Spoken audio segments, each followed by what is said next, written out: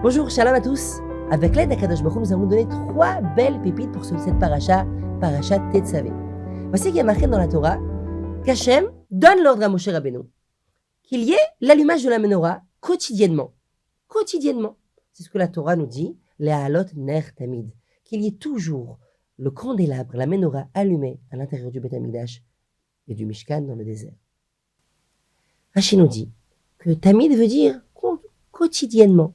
Même si on allumait en fin d'après-midi, et ça durait toute la nuit, au matin, elle était éteinte, et toute la journée aussi, elle était éteinte, eh bien ça s'appelle tamid, ça s'appelle tout le temps, ça s'appelle perpétuellement. Pourquoi ? Parce que tous les jours, tu rallumes et tu rallumes.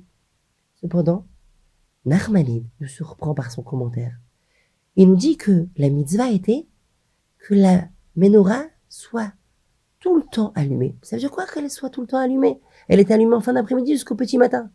Il fait référence au miracle qui se passait dans le temple. Il y avait un des nérotes, une des flammes, la flamme occidentale, qui était allumée toute la journée. Et ce, de manière miraculeuse. De manière miraculeuse, bien que l'on mette exactement la même quantité d'huile pour toutes les flammes, le ner ma'aravi, la flamme occidentale, restait allumée toute la nuit, toute la journée, jusqu'à que on rallumait les autres flammes à partir de celle-ci, on l'éteignait, on la nettoyait, on rallumait. Alors qu'elle avait exactement la même quantité d'huile. Nous dit le Ramban, Nachmanide, ça c'est la mitzvah, qu'il y ait le ner tamid, qu'il y ait cette flamme occidentale qui brûle tout le temps. Là, la question se pose. Comment peut-on m'ordonner un commandement de faire une mitzvah dans le cadre hors naturel, surnaturel, de ne pas être dans le cadre de la nature? Comment peut-on m'ordonner une mitzvah comme ça? Rav Yitzhak Koutner, un des géants de la génération qui précédait en Amérique, un géant Torah, nous dévoile une idée sublime. Il nous dit comme ça. Il nous dit qu'on a trouvé autre part dans la Torah que Hachem nous ordonne de faire une mitzvah, un commandement, avec des règles qui sortent de la nature. Laquelle? C'est la sota. Si une femme s'est enfermée avec un homme, après qu'elle ait reçu la hatra'a, l'avertissement de son mari, ne t'enferme pas avec un tel. C'est suspect. Je ne veux pas. Elle s'est quand même enfermée avec un tel. Elle n'a pas écouté son mari. Et peut-être qu'elle a fait une avera. Alors Dieu, Akadosh Baruch Hu, nous a ordonné de l'amener au Beth Amikdash. Et là-bas, elle boira une eau dans laquelle on a fait fondre le nom d'Akadosh Baruch Hu, le nom divin, le nom d'Hachem, le Shem HaMeforaj. Et là, il y avait un test. Si elle avait fauté, elle explosait. Et sinon, ça lui a amené la baracha, la bénédiction. C'est la paracha de la sota. Là-bas, le Ramban pose la question. Comment est-ce possible qu'on nous ordonne un commandement de faire quelque chose, de faire une mitzvah avec des règles qui sont surnaturelles? Akadosh Baruch Hu nous ordonne de tester et tu sais, elle va exploser dans le cas où elle a fauté. Mais on sait que toutes les mitzvahs, elles sont dans le cadre de la nature. Pourquoi celle-ci est-elle différente? Et comment peut-il nous ordonner ça? Là-bas, le Ramban nous livre le secret. Il nous dit comme ça. Cette femme, elle a fauté, alors naîtra un mamzer, l'enfant de la faute. Or, on sait que lorsqu'il y a des enfants qui naissent comme ça dans le peuple juif, la shrina se retire du peuple juif. Kadosh Baruch Hu nous a ordonné de garder la kedusha, la tahara au sein du peuple juif. Et si il y a des avérotes comme ça dans le peuple juif, la shrina, la présence divine, eh bien, se sépare du peuple juif. Dit le Ramban, lorsque ça touche à la présence divine au sein du peuple juif, alors là, oui, on peut nous ordonner, Akadosh Baruch Hu peut nous ordonner, il nous ordonne des commandements qui vont dépasser le cadre de la nature. Oui, là, Akadosh Baruch Hu nous ordonne. Rav Yitzhak Koutner dit, c'est ainsi, par rapport à la menorah. La menorah aussi, le fait que la flamme occidentale restait allumée toute la journée, durant 24 heures, reçue de manière miraculeuse, c'était un témoignage aux yeux de toutes les autres nations. Hachem réside au sein du peuple juif. Alors accrochez-vous, Rabotai, parce que Rav Yitzhak Koutner nous donne une explication profonde à ça. Demande Rav Yitzhak Koutner. Oui, mais pourquoi? Pourquoi tous les commandements, on a appris du Ramban, de Nachmanide, que tous les commandements sont dans le cadre de la nature, à part celles qui touchent la Ashrat Ashrina, la présence divine. Je comprends la différence, mais quelle est l'explication? Dit Rav Yitzhak Hutner. Le Kadosh Baruch Hu, lorsqu'il a créé le monde, il a créé le Or HaGanuz, une lumière spirituelle, qui s'appelle Or HaGanuz. Une lumière intense qui nous permettait de voir Misof HaOlam Be'ad Sofo, d'un bout à l'autre du monde. Hachem a vu que pour l'humain, cette lumière n'était pas encore le temps de la dévoiler. Il a donc pris cette lumière et il l'a cachée. Il Rav Yitzhak Hutner que cacher un objet, un élément que Kadosh Baruch Hu il a créé dans la création, ça ne veut pas dire qu'il n'est pas là. Il est là, mais il procède d'une autre manière. Il Rav Yitzhak Hutner que lorsque la lumière elle est dévoilée, c'est ce qu'on va appeler le miracle. Lorsque la lumière elle est cachée, c'est lorsque c'est entre guillemets la main d'Hachem, est bien cachée. Lorsque c'est floué par les règles de la nature.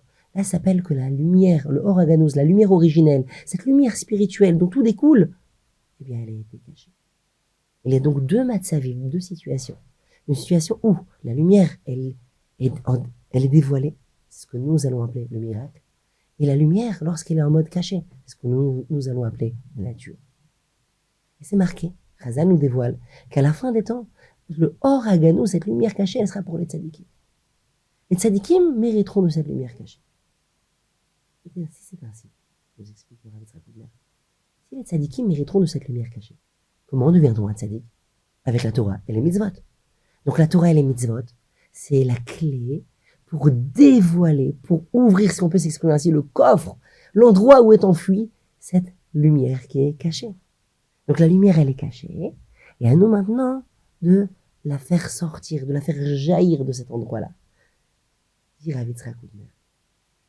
Si la Torah et les mitzvot sont la clé, nous savons qu'on ne peut et ne sert à rien d'ouvrir un endroit qui est déjà ouvert. Donc a fortiori que lorsque j'utilise la clé, la Torah et les mitzvot, ça doit être dans une situation où la lumière elle est cachée.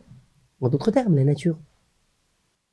Là, le mafter, la clé qui va m'amener au dévoilement de cette lumière, elle doit être forcément dans le cadre du naturel, puisque c'est elle qui m'amène à la dévoiler. Une clé sert à ouvrir un endroit qui est caché. Cependant, tout ça, c'est tous les autres mitzvot. Mais lorsqu'on parle de présence divine, donc tu touches le miracle. Tu vis avec le miracle. La présence divine dans le sein du peuple juif, c'est lorsque la lumière, elle est dévoilée. Donc, dès que tu fais une mitzvah qui touche et qui a pour but d'amener la présence divine, tu touches à une lumière qui est dévoilée. Donc, même les règles de la mitzvah sont avec la lumière en mode dévoilé. Cela dit, miraculeuse. C'est la raison pour laquelle la menorah, la flamme, le ner ma'aravi, la flamme occidentale, qui, elle, était là pour dévoiler la Ashrat Ashrina dans le monde. Tu es avec le miracle. C'est une mitzvah qui touche au miracle. Alors les règles de la mitzvah, elles sont si miraculeuses. Pareil pour la sota. C'est pour amener la Shrina, pour amener la présence divine au sein du peuple juif. Ainsi, les règles de la mitzvah sont miraculeuses.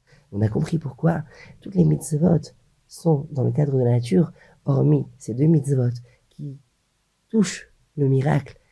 Alors les règles de la mitzvah sont aussi surnaturelles.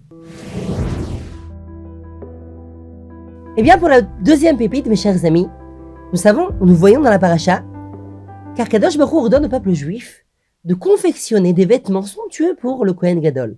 Parmi ces vêtements-là, il y avait le choshen, ce qu'on appelle communément le pectoral. Ce sont les plus belles pierres précieuses qui étaient au monde. Et à l'intérieur, dans la doublure du pectoral, il y avait ce qui s'appelait les Urim Vetumim. Ce sont les Shemot HaKodesh, des noms d'Hachem. On les appelle les Urim Vetumim. Et lorsque on avait une question, le roi avait une question, il demandait au Kohen Gadol, le Kohen Gadol interrogeait les Urim Vetumim et rayonnait les lettres qui étaient inscrites sur les Avnei HaChosher, les pierres précieuses du Choshen, et le Kohen Gadol avait la réponse. Réhouven, il y avait le Resh, le Aleph, le Vav, le Bet, le Nun, hop, ça, les lettres de la réponse, eh bien, rayonnaient, éclairées.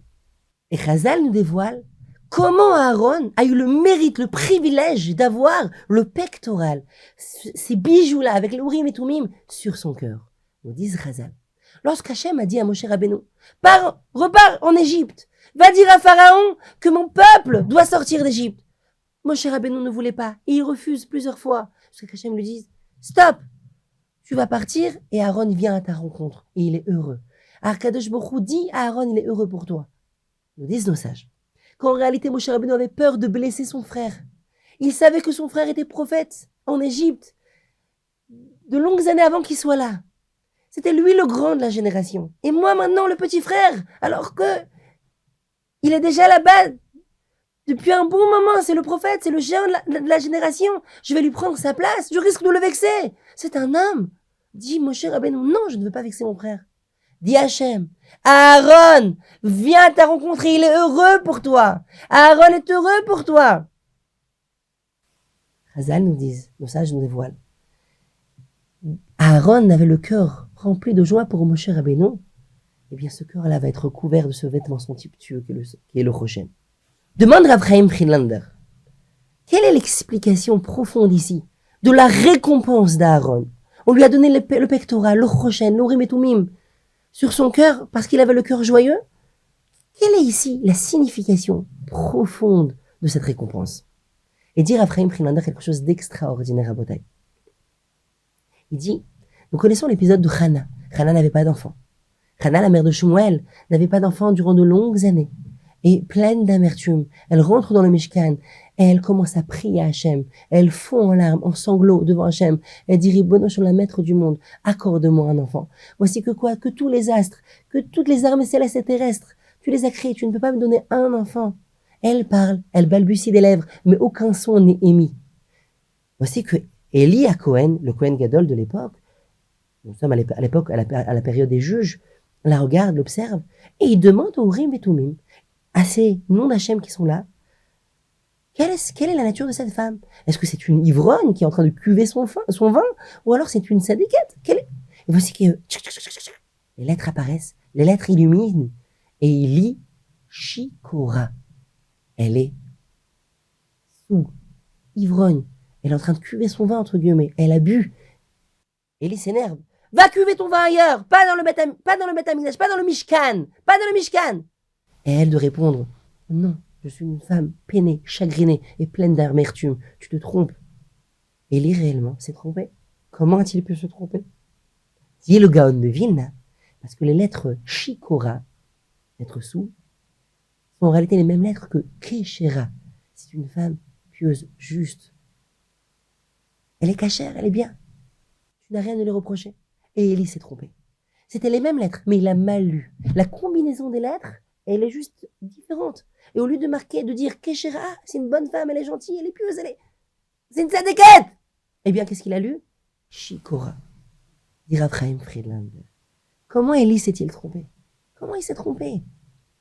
Rav Chaim Friedlander dit quelque chose d'extraordinaire. C'était le Mashgiach de la Yeshiva de Ponevezh. Il dévoile que le Urim et Tumim, c'est en réalité la parole d'Hachem.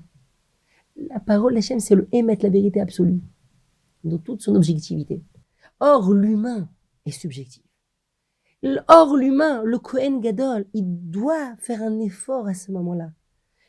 Le Kohen Gadol Élie, il avait déjà une idée préconçue sur la femme qui est en face de lui. Il voit une femme en train de balbutier des lèvres. Ce n'est pas la manière de prier de l'époque. Il dit, mais c'est une ivrogne. Qu'elle aille ailleurs. Pourquoi elle est là, en plein milieu du temple, en train de cuver son vin? Alors, il interroge l'Urim et Tumim, et il lit mal. Oui, certes, parce que tu avais une idée qui était préconçue. Tu aurais dû te détacher de tes idées-là. Nous dit Rav Chaim Friedlander, Aaron à Cohen, lorsqu'il a entendu que son frère, son petit frère, son jeune frère, lui va délivrer le peuple juif d'Égypte. Non seulement il n'a pas eu de kpéda, de pincement sur le cœur, mais il a été rempli de joie amitié, de joie profonde. Mon frère, c'est ce qui s'appelle vivre les sentiments de l'autre. Vivre les sentiments de quelqu'un.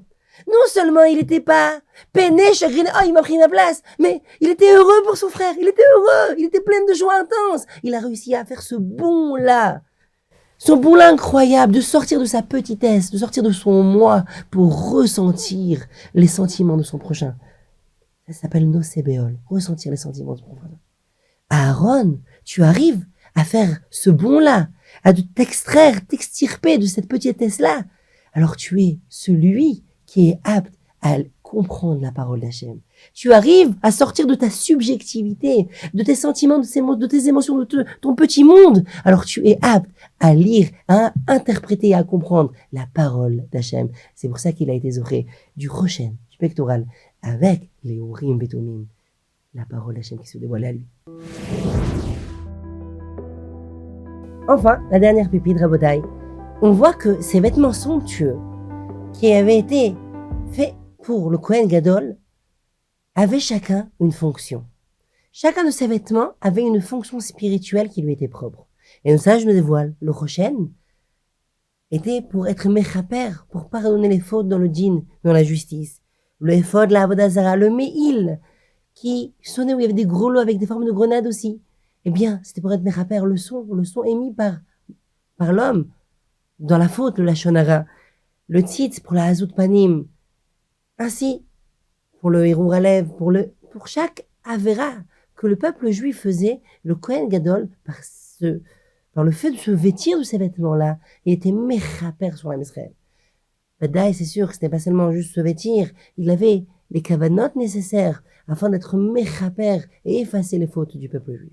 Mais ici, nous apprenons une grande chose, Rabotai. Cette chose-là, ce concept-là, ce yesod, cette idée fondamentale, eh bien, on la retrouve tout au début du Sefer Nefesh HaChaim de Rav Chaim de Volojine. Lorsque Titus est rentré dans le temple, il a pris son épée, son glaive, et il a planté dans la parochet, dans le rideau qui séparait le Kodesh HaKodashim, le Saint des Saints. Et il a transpercé, et il y a du sang qui est tombé. Il a dit, ah, j'ai tué Hachem. Et il a brûlé le temple. Il était heureux. Il a dit, j'ai pu brûler et mettre à feu à sang Jérusalem, le temple, le Beth Amikdash. J'ai réussi. Il y a une voix céleste qui a dit, ce que tu as fait, tu as détruit quelque chose qui était déjà détruit. Pour paraboliser, tu as été tauren, tu as moulu de la farine. Cela dit, on a voulu lui faire savoir que ton acte, c'était juste un acte physique. Cela dit, si le peuple juif avait gardé la Torah et les mitzvot, alors le Beth Amikdash d'en haut aurait été encore kayam, il serait encore existé. Et le Beth Amikdash d'en bas aurait été intouchable. À cause des fautes du peuple juif, le Beth Amikdash en haut du ciel des cieux a été détruit. De ce fait, tu as eu une main, tu as eu une emprise sur le Beth Amikdash terrestre. Dire Rav Chaim de Volojine, la base de la base d'un juif est de savoir que chacun de ses actes, de ses paroles, de ses pensées a une répercussion. Mais à l'échelle universelle, un acte, une parole, tu construis, tu détruis, et même une pensée. Ça, c'est la base du peuple juif. Ça, c'est la base de la Torah. Je dis une bonne parole à un ami, à un proche. Je mets mes tefilines. J'étudie un mot de Torah. Je garde un Shabbat. Ne dévalorise pas ce que tu fais. Parce que ça a un impact extraordinaire. Ça a un impact qui dépasse toute logique. Et le but du Yetzirah, c'est de dévaloriser. Je vous donne encore une pépite dans une pépite. Le sabbat de Kalem, une fois, s'est exprimé et a dit comme ça. Il aurait été Kedai. Ça aurait valu le coup de créer, qu'Hachem crée le monde durant 6 millénaires, avec ses milliards et milliards et milliards d'individus, avec ses milliards de créatures, des créatures maritimes, terrestres, dans les cieux, les galaxies, les amas de galaxies, tout ce qu'Hachem a créé aurait été Kedai. D'avoir une histoire de 6000 ans pour qu'un jour, un juif dise les mots, Baruch Hu, Baruch Shemo. Hachem soit béni son nom. Ça aurait été Kedai. Juste ce Baruch Hu, Baruch Shemo, ça aurait été Kedai 6000 ans d'histoire, 6 millénaires d'histoire pour des milliards d'individus, des milliards de créatures. Des créatures aussi telles que les malachim, ou nous, les humains, pour un Baruch Hu, Baruch Shemo. Un jour, une personne a loué Hachem. C'est pas magnifique. Mais le sabbat Mikelem ne s'arrête pas là. Et il dit, Amen. Un Amen, dire Amen à une bracha, ça vaut 1000 Baruch Hu Baruch Shemo. 1000 Baruch Hu Baruch Shemo n'arrive pas à un Amen. Et 1000 Amen n'arrive pas à un Amen Ye'eh Shemeh Rabba Mevarach. On sanctifie le nom d'Akadosh Baruch Hu dans le monde. Et 1000 Amen Ye'eh Shemeh Rabba n'arrive pas à un mot de Torah. Vous marquez avec le mot Torah qu'elle est Kula. 1000 Amen Ye'eh Shemeh Rabba n'arrive pas à un mot de Torah.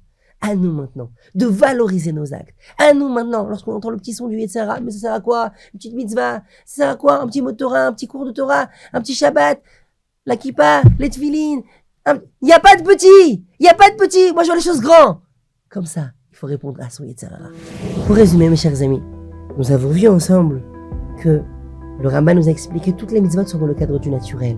Nous avons vu la merveilleuse expression de Rav Yitzhak Hutner, que la nature s'appelle le Or qui est Ganouz, la lumière cachée. Le miracle, c'est la lumière dévoilée. Donc toutes les mitzvot qui sont la clé pour arriver au Or à Ganouz sont dans le cadre de la nature. Sauf lorsque la mitzvah, eh bien, elle traverse, elle fait une fissure dans cet endroit où enfui le Or à Ganouz. La lumière jaillit. Je suis avec le Or à Ganouz, je suis avec la lumière dévoilée. Donc ma mitzvah aussi ne suit plus les règles de la nature. Puis nous avons vu ensemble la ma'ala de Nosé Béol, de ressentir non seulement la douleur de son proche, mais aussi la simcha de son proche, et la récompense qu'a eu Aaron, tel qu'a dit le fils de Rabbi Lopian, si je me souviens bien, être un homme, mais c'est ressentir la douleur de l'autre. Lorsque tu ressens la douleur d'un autre, c'est être un homme. Ressentir la simcha, la joie de l'autre, c'est déjà être un malach. Ressentir la joie de l'autre, c'est déjà être un malach. Aaron est arrivé à cette darga-là. Il était heureux pour Moshe Rabbeinu. Il a pu sortir de sa petitesse, de son petit moi. Il a pu s'extirper de là. C'est pour ça que lui, il pouvait interpréter la parole d'Hachem. Enfin, nous avons vu qu'il faut valoriser ses actes. Chaque acte a son importance et a un impact que l'on a du mal parfois à imaginer. Maneshama, el chelek elokam imal. Je dois me valoriser mes actes et me battre contre le Yetzer Hara lorsque le Yetzer Hara essaye de me descendre. Raphaël de Vologine nous dit, un homme doit être conscient qu'il est trop noble, un juif, un ben Torah, quelqu'un qui étudie la Torah, quelqu'un qui est fils d'Hachem, qu'il est trop noble pour écouter la bassesse du Yetzer Hara. Shabbat shalom.